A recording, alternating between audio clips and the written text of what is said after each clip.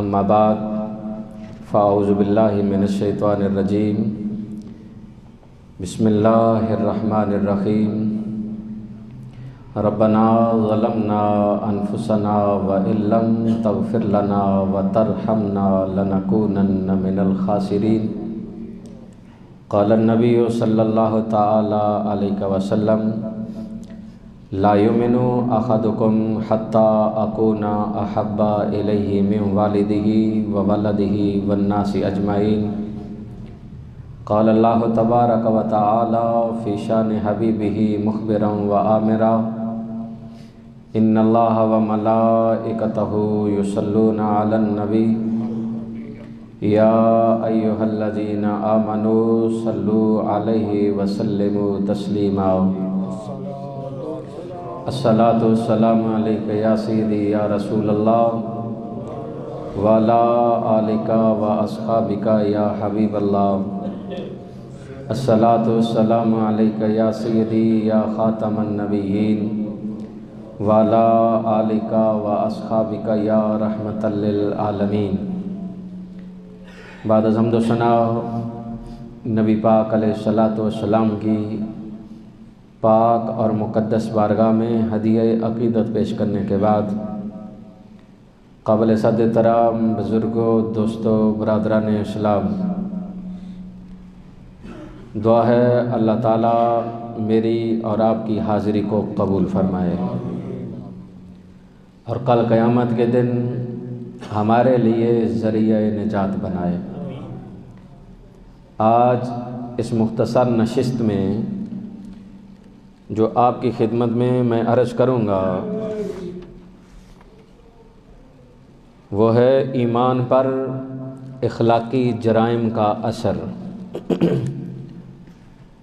جو آج ہمارے معاشرے کے اندر اخلاقی برائیاں ہیں اور جو جرم ایمان کو کمزور کرتے ہیں، اس کے حوالے سے عرض کروں گا۔ اللہ تعالیٰ مجھے حق بات بیان کرنے کی توفیق عطا فرمائے۔ جو آیہ مقدسہ میں نے تلاوت کی ہے، دعا ہے میرے اور آپ کے باپ حضرت آدم علیہ السلام کی۔ پہلا انسان، اللہ کا نائب، خلیفہ اور پہلا نبی جسے رب نے اتنے نازوں سے بنایا، جب بولے گا تو وہ بھی تو پھر کمال کا ہی بولے گا۔ دعا مانگ رہے ہیں، ربنا ظلمنا انفسنا، اے ہمارے پروردگار ہم نے اپنی جانوں پہ ظلم کیا، وَإِن لَّمْ تَغْفِرْ لَنَا، اگر تو نے ہمیں معاف نہ کیا، وَتَرْحَمْنَا، اور اگر تو نے ہم پہ رحم نہ کیا، لَنَكُونَنَّ مِنَ الْخَاسِرِينَ، تو یقیناً ہم خسارہ اٹھانے والوں میں سے ہو جائیں گے۔ آج بھی اگر کوئی شخص اس نیت سے انہی الفاظ کے ساتھ اللہ کے حضور دعا مانگتا ہے کہ یا اللہ میرے باپ آدم نے تجھ سے دعا مانگی تو نے دعا رد نہیں قبول فرمائی ہے، میں انہی الفاظ کے ساتھ تیرے دربار میں یہ دعا مانگ رہا ہوں، میرے باپ کے وسیلے سے میری دعا کو قبول کر لے، رب دعا رد نہیں قبول فرمائے گا۔ آج سے 1400 سال پہلے ایک مہتاب چمکا جس نے تھوڑے سے عرصے میں، تقریباً 23 سال کے عرصے میں اپنے نور سے دنیا کو منور فرمایا، اور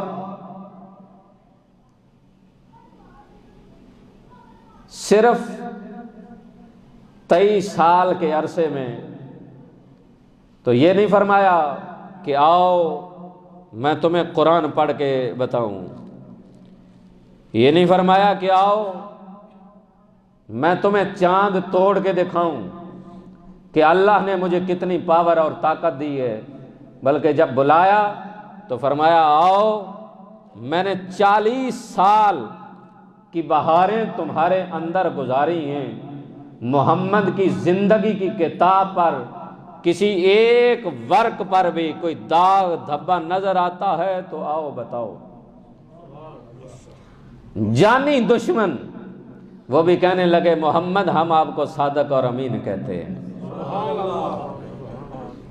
یہ اخلاق میرے پاک نبی نے دیا، اور آج ہمارے اس معاشرے کے اندر نہ ہمارے کردار نہ ہمارے اعمال، ہر برائی ہم میں موجود ہے، اور نیکی اور بھلائی سے کاموں سے کوسوں دور ہیں۔ حضرت شیخ عبد القادر جیلانی رحمۃ اللہ تعالی علیہ آپ فرماتے ہیں کہ جب خالق سے تعلق ہو تو پھر بیچ میں مخلوق نہ آئے، صرف خالق سے رابطہ ہو، اور جب مخلوق سے وابستگی ہو تو پھر بیچ میں خواہشات اور نفس نہ آئے،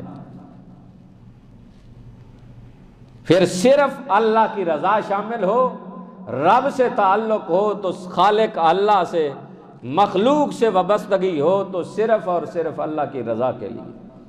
حضرت علی شیر خدا کرم اللہ وجہ الکریم آپ فرماتے ہیں جب بندہ گناہ کرتا ہے تو اس کے دل پہ ایک سیاہ نقطہ لگ جاتا ہے، جب دوسرا جرم کرتا ہے وہ سیاہی پھیل جاتی ہے، اسی طرح جرم کرتا جاتا ہے اور اس کا دل سیاہ ہو جاتا ہے، اور جب نیکی کرتا ہے تو ایک سفید نقطہ لگتا ہے، جب دوسرا نیک عمل کرتا ہے وہ سفیدی پھیلتی جاتی ہے، حتیٰ کہ نیکیاں کرتا چلا جاتا ہے، نیکیوں کے نور سے رب اس کا دل منور فرما دیتا ہے۔ آج جب جرم کوئی دیکھے تو اس کو روکتا نہیں ہے، اسے بڑی آسانی کے ساتھ برداشت کر کے ان الفاظ کے ساتھ دل کو تسلی دے لیتا ہے کہ بابا اس نے اپنی قبر میں جانا ہے، میں نے اپنی قبر میں جانا ہے، اس کے اعمال اس کے ساتھ ہیں اور میرے اعمال میرے ساتھ ہیں۔ بڑا آسان ہے، لیکن نبی پاک صلی اللہ تعالی علیہ وسلم نے فرمایا کہ جب تم جرم دیکھو تو اگر تمہیں طاقت ہے تو ہاتھ کے ساتھ روکو، طاقت ہے تو ہاتھ سے روکو۔ میں اور آپ کیا روکیں گے؟ جن کے پاس اختیار ہے، طاقت ہے، روک سکتے ہیں، جرم تو وہ بھی نہیں روکتے، بلکہ مجرموں کی سربراہی کرتے ہیں، سرپرستی کرتے ہیں۔ دوسرا حکم، اگر ہاتھ سے روکنے کی طاقت نہیں تو پھر زبان سے روکو۔ کیسے روکو؟ زبان سے۔ کتنے جرم ہیں جو میرے اور آپ کے سامنے ہوتے ہیں، کبھی زبان سے روکا؟ رشتہ داریاں، تعلق داریاں، محلے داریاں ساری بیچ میں آ جاتی ہیں، نہیں اگر بولیں گے تو رشتہ داری خراب ہوگی۔ سب سے کم تر اور ضعیف درجہ ایمان کا، ہاتھ سے نہیں روکا، زبان سے نہیں روکا، تو پھر حکم یہ ہے کہ دل میں تو کہو کہ برا ہے، لیکن آج ہم وہ بھی نہیں کرتے، ہم دل میں بھی نہیں کرتے کہ یہ برا کام ہے یا برا کر رہا ہے۔ بنی اسرائیل کی ایک بستی ہے جو سارے مجرم ہیں، ایک اللہ کا نیک بندہ ہے۔ میرے پاک نبی صلی اللہ تعالی علیہ وسلم نے صحابہ اکرام کو بتایا کہ اے میرے غلاموں سنو، بنی اسرائیل کے اندر اللہ تعالیٰ نے فرمایا جبرائیل کو کہ جاؤ یہ ساری بستی اٹھا کے الٹ دو، انہیں تباہ و برباد کر دیا جائے۔ جبرائیل امین جانے لگے، عرض کرنے لگے مولا ایک تیرا بندہ بھی وہاں موجود ہے جو تیری بندگی کرتا ہے، تیری نافرمانی کبھی نہیں کی، تجھے اتنا پیارا لگتا، لیکن کیا کریں؟ فرمایا سب سے پہلے جا کر اسے الٹ دیا جائے۔ جبرائیل امین عرض کرتے ہیں مولا کیوں اتنا ناراض ہے اس سے کہ وہ تو تیری بندگی کرتا رہا، وہ تو ہمہ وقت تجھے یاد کرتا رہا، یہ باقی ساری بستی مجرموں کیا ہے، تو اس سے کیوں ناراض ہے؟ فرمایا جبرائیل میں اس سے اس لیے ناراض ہوں کہ اس نے کبھی نکل کر لوگوں کو نہیں کہا کہ لوگوں ڈر جاؤ، وہ خالق بھی ہے، مالک بھی ہے، وہ قہار بھی ہے، جبار بھی ہے، ستار بھی ہے۔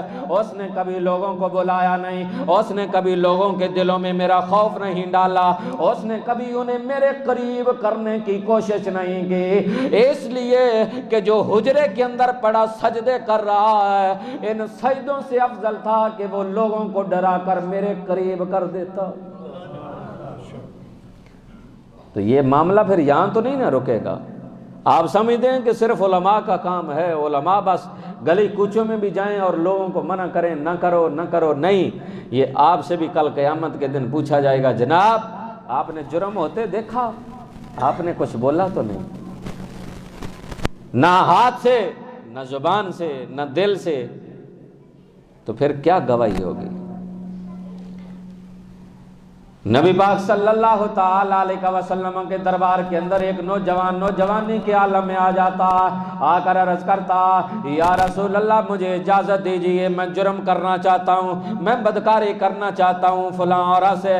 میرے کریم نبی نے کتنی شفقت اور کتنی محبت سے اس جرم کرنے والے کو قریب بلایا، آج لے جاؤ کسی مولوی کے پاس لے جاؤ، مفتی کے پاس لے جاؤ، کسی پیر کے پاس لے جاؤ یا کسی دنیا دار کے پاس لے جاؤ، اسے نوجوان کو کہنا کہ اجازت مانگے، وہ سارے اچھل کود کے کہیں گے یہ کافر ہو گیا ہے، درندہ، یہ کیسی باتیں کر رہا ہے۔ نہیں نہیں، یہ طریقہ نہیں تھا میرے نبی کی دعوت کا، اور یہ طریقہ اور سلیقہ نہیں تھا جو آج لوگوں نے اپنا لیا۔ میرے نبی کی تو بڑی محبتیں اور شفقتیں تھیں، اگر جرم کرنے والا بھی ہے اسے اتنی محبتیں دیتے، اتنی شفقتیں دیتے تھے کہ وہ جرم کرنے سے باز آ جاتا تھا۔ میرے کریم نبی نے فرمایا آؤ نا ذرا میرے قریب آؤ نا، قریب بلا کر وہ اجازت کس چیز کی مانگ رہا، میں منہ کالا کرنا چاہتا ہوں۔ میرے پاک نبی نے اپنا شفقت کا، اپنی رحمت کا ہاتھ جب اس کے کندھے پہ رکھا، رکھ کے فرمایا بول، اگر تیری ماں سے کوئی کرے تجھے قبول ہے؟ کہنے لگا نہیں۔ کہا اگر کوئی تیری بہن سے کرے قبول ہے؟ کہنے لگا جی نہیں۔ میرے نبی نے وہ سارے رشتے گنوائے جس سے اس کا نکاح نہیں ہو سکتا۔ میرے نبی نے فرمایا تو پھر تو کیوں کسی کی بہن کی عزت پہ ڈاکہ ڈالنا چاہتا ہے؟ پھر میرے نبی نے ہاتھ اٹھائے، ہاتھ اٹھا کے دعا مانگی، اے اللہ اس سے گناہ کرنے والی طاقت کو واپس لے لے۔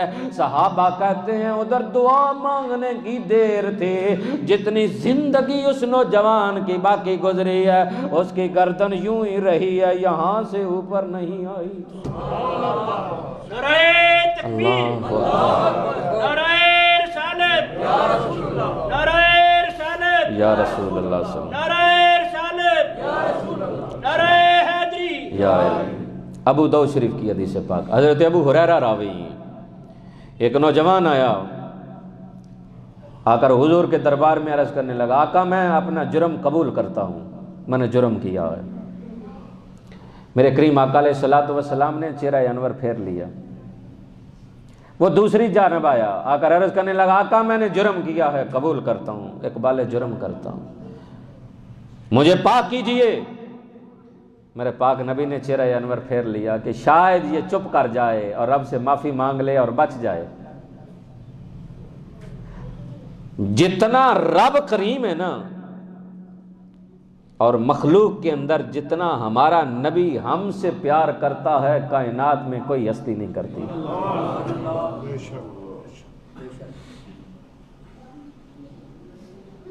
اللہ اکبر۔ حضور نے چہرہ انور پھیر لیا کہ شاید چپ کر جائے، وہ نہیں کیا۔ حضور نے اشارہ بھی کیا چپ کر جا، بچ جا، پر اس نے خاموشی نہ کی۔ تیسری مرتبہ جب کہا نا تو حضور نے فرمایا لے جاؤ اسے سنسار کر دو، پتھر مار مار کے اسے مار دو۔ آج اسلام کی سزاؤں پر کفار صدا بلند کر رہے ہیں کہ یہ سزا جو اسلام نے رکھی ہے یہ بڑی سخت ہے۔ اسلام نے جو سزائیں رکھی تھیں وہ صرف اس لیے کہ جب لوگوں کے سامنے کسی ایک کو سزا دی جائے تو دوبارہ کوئی ہمت اور جرت نہ کرے دوبارہ جرم کرنے کی۔ آپ کو یاد ہوگا جنرل ضیاء الحق نے نوجوان کو پھانسی دی تھی لاہور کے اندر کرین کے ساتھ لٹکا کے۔ مورخین نے لکھا 4 سال 10 دن اس کی باقی حکومت رہی، پورے ملک میں کوئی جرم نہیں ہوا۔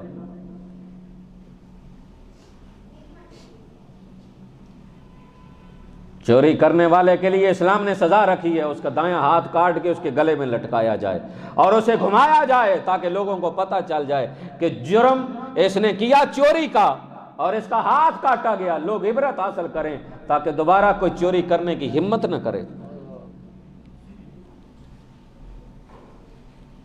لیکن آج ادھر کوئی چوری کرتا ہے پیچھے سے سفارشی، یہ ہمارا کرندہ ہے، ہمارا بندہ ہے، اس کو چھوڑ دیں۔ مسلمانوں اب تو جیب قطروں کی بھی سرپرستی کی جاتی ہے، اور اس سے بڑھ کر بڑا ظلم اور ستم یہ ہے کہ جیب قطروں کو کلاسز دی جاتی ہیں کہ تم نے جیب کاٹنی کس طرح۔ جتنا نقصان ہم مسلمانوں نے اسلام کو پہنچایا ہے اتنا کسی کافر نے بھی نہیں پہنچایا۔ ہم نے اپنے اسلام کو داغدار کیا ہے، کسی اور نے نہیں۔ اسلام سے ہم نے بے وفائی کی۔ میرے مالک نے کہا ہے رزق میں نے دینا ہے، پھر ہم کیوں بھول گئے کہ جیب کاٹیں گے گندا دھندا کریں گے تو رزق ملے گا۔ لیکن برادران اسلام عرض کر رہا ہوں، وہ نوجوان آتا ہے آ کر کہتا ہے یا رسول اللہ میں نے جرم کیا، میں اپنے جرم کو قبول کرتا ہوں، میرے نبی نے منع فرمایا۔ پھر دوسری مرتبہ پھر تیسری مرتبہ عرض کرتا پیارے میں نے جرم کیا ہے مجھے پاکیزہ کر دیجئے۔ میرے نبی نے فرمایا جاؤ اسے سنسار کر دیا جائے۔ اسے پتھر مار مار کے ہلاک کر دیا گیا، وہ دنیا سے کوچ کر گیا۔ اب اسے اٹھایا گیا، اسے غسل دیا گیا، اسے جنازہ پڑھا گیا۔ جنازہ پڑھنے کے بعد کسی نے کہا یہ فلاں فلاں اس نے کیسی موت قبول کی ہے، اگر یہ خاموش رہتا تو اس سزا سے بچ جاتا، یہ کیسی موت مر گیا۔ آج ہمارے معاشرے کے اندر بھی یہی باتیں ہوتی ہیں، جرم بعد میں ہوتا ہے، اشتہار پہلے لگ جاتا ہے۔ کیوں ہمیں یہ اختیار دیا گیا؟ ہمیں تو کہا گیا، رب کہتا ہے میں جہاں غفار بھی ہوں، جہاں میں جبار قہار بھی ہوں، وہیں پہ میری صفت ستار بھی ہے، میں عیبوں پہ پردے ڈالتا ہوں۔ آج میں نے اور آپ نے جرم کیے، میرے مالک نے پردہ ڈالا، پردہ اٹھایا نہیں ہے، اسی لیے حکم دیا میں ستار بھی ہوں، عیبوں پہ پردے ڈالتا ہوں۔ اور ساتھ حکم کیا دیا، اگر تمہیں کسی کا جرم مل جائے تو اشتہار اور بینر نہ لگانا بلکہ اس کے جرموں پہ پردہ ڈال دینا۔ یا اللہ کیا ملے گا؟ فرمایا جو دنیا پہ کسی کے عیبوں پہ پردہ ڈالے گا، میں رب ہو کر وعدہ کرتا ہوں کل جب حشر میں آئے گا میں تیرے عیبوں پہ پردے ڈال دوں گا۔ لیکن آج ہمارے معاشرے کے اندر عجب تماشا لگا، ادھر جرم بعد میں ہوتا، اشتہار پہلے لگ جاتا، لوگوں کو روک روک کے بتایا جاتا، اور نہ میں تمہیں بتاتا ہوں اس نے کیا کیا۔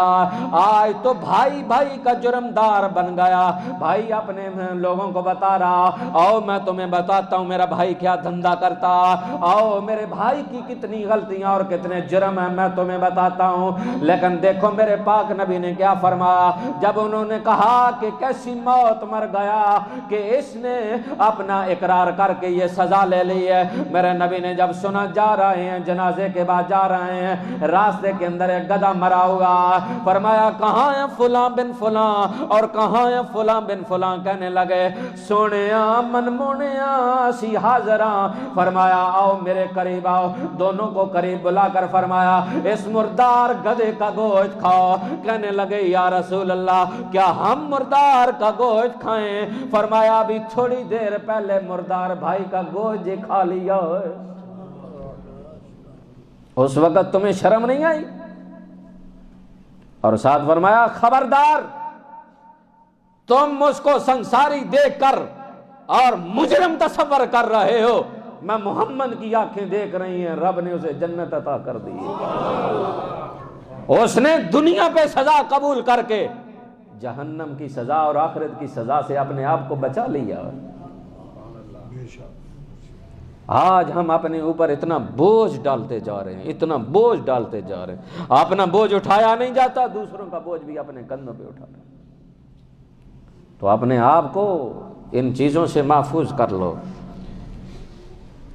اللہ اکبر۔ نبی پاک صلی اللہ تعالیٰ علیہ وسلم کی دربار میں ایک فاطمہ نامی عورت چوری کے الزام میں پکڑ کر لائی گئی۔ ادھر بس آنے کی دیر تھی، ادھر سے سفارشیں شروع ہو گئیں۔ حضور کے دربار میں ایک صحابی بھی آئے، کہا آقا یہ امیر زادی ہے، امیر باپ کی بیٹی ہے، اس کا ہاتھ نہ کاٹا جائے۔ آج کا معاملہ نہیں تھا جس طرح آج ہمارے مسلمانوں نے اور ہمارے سیاستدانوں نے اسلام کو اور پاکستان کو بدنام کیا۔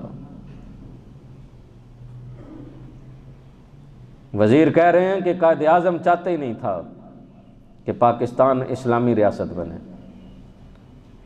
اور ہمارے وزیر اعظم صاحب دن رات کہتے ہیں میں اس کو مدینے کی ریاست بناؤں گا۔ ہمیں کوئی اعتراض نہیں ہے حکومت سے، لیکن آپ مل بیٹھ کے تو فیصلہ کر لیں کہ آپ کرنا کیا چاہتے ہیں۔ اب ہمیں تو نہیں پتا کہ ان میں سچ کون بول رہا ہے، لیکن چاہیے تو یہ تھا کہ مل بیٹھ کے بات طے کر لیتے کہ کرنا کیا ہے۔ اللہ اکبر۔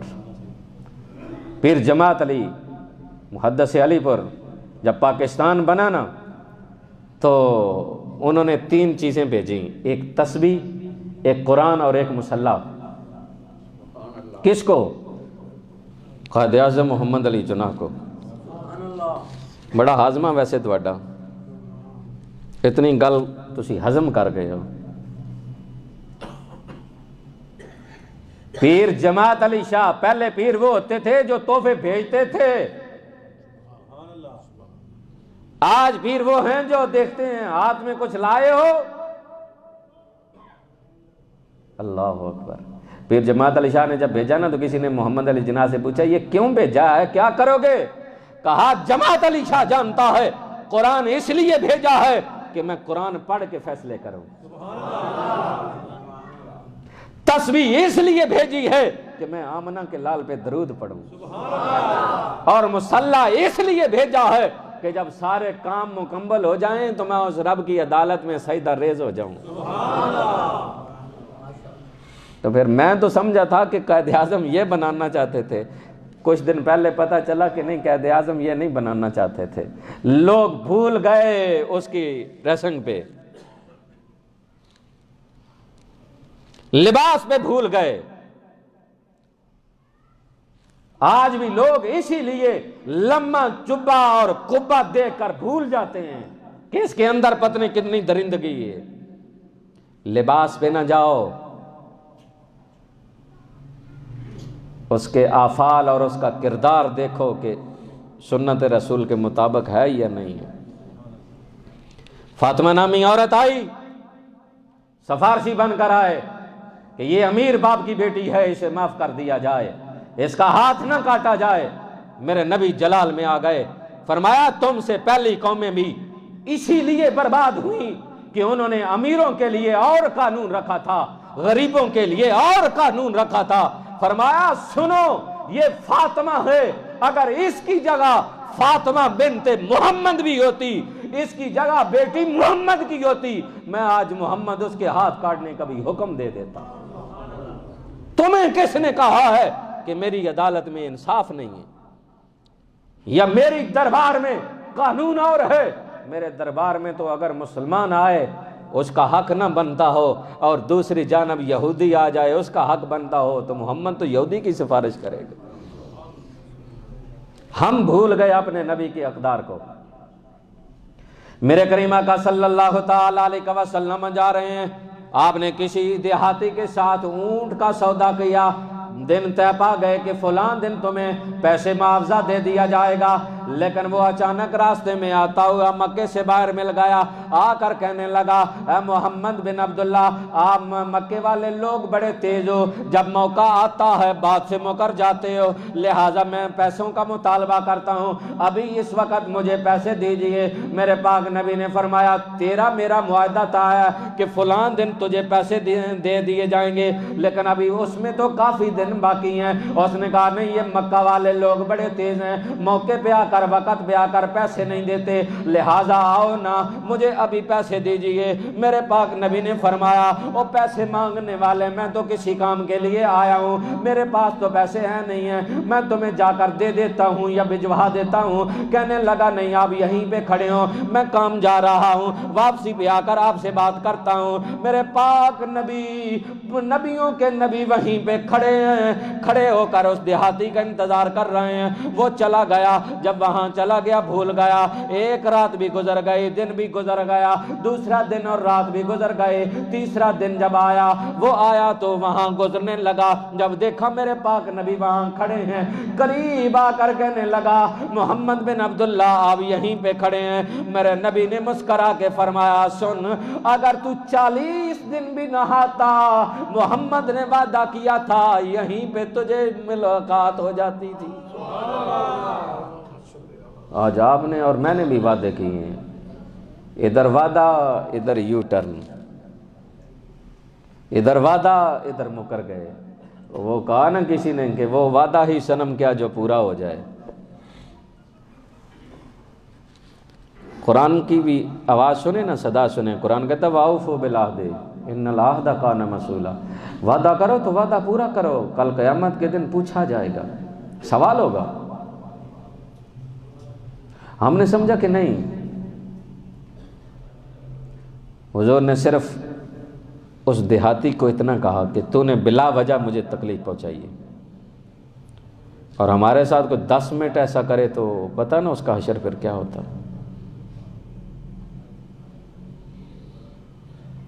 تو آؤ اپنے نبی کے اخلاق سے اپنی زندگی کو سنواریں، دنیا کو نہ دیکھیں کہ دنیا کدھر جا رہی ہے، اپنے نبی کے طریقے کو دیکھیں، نبی کی سنت کو دیکھیں، نبی کی زندگی کو دیکھیں۔ دنیا کو دیکھیں گے تو راستے سے اتر جائیں گے، راستہ وہی اچھا ہے جو میرے پاک نبی کا راستہ ہے، دوسرا کوئی راستہ بھی ایک بندہ مومن کے لیے اچھا نہیں ہے۔ اللہ تعالیٰ مجھے اور آپ کو حضور کی زندگی سے پیار محبت اور اس زندگی سے سبق سیکھ کر چلنے کی توفیق عطا فرمائے، آمین ثم آمین، وآخر دعوانا ان الحمد للہ رب العالمین۔